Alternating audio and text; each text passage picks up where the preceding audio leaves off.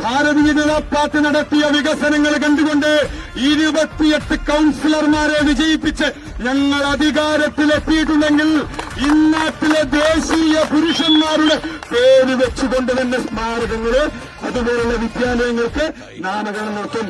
ഈ നടത്തുന്ന ഭൂമി എന്ന് പറയുന്നത്, ഈ തറക്കല്ലിടുന്ന ഭൂമി എന്ന് പറയുന്നത് പത്തനംതിട്ടയിലെ അടൂരിലെ രാഹുൽ മാങ്കൂട്ടത്തിലിന്റെ തന്തയ്ക്ക് സ്ത്രീകളുടെ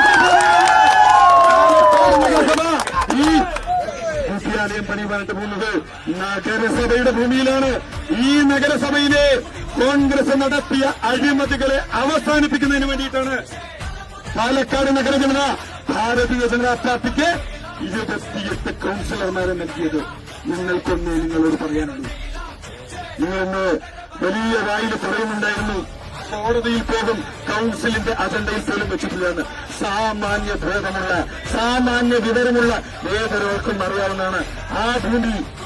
ആ ഭൂമിയില് ഇത്തരത്തിലൊരു ബഡ്സ് സ്കൂൾ വരുന്നതിന് കൌൺസിലിന്റെ അംഗീകാരമുണ്ട്. പിന്നെ നാമകരണം, അത് ഞങ്ങൾ അധികാരത്തിലിരിക്കുന്നുണ്ടെങ്കിൽ ആരുടെ പേര് നൽകണമെന്ന് ഭാരതീയ ജനതാ പാർട്ടി തീരുമാനിക്കും.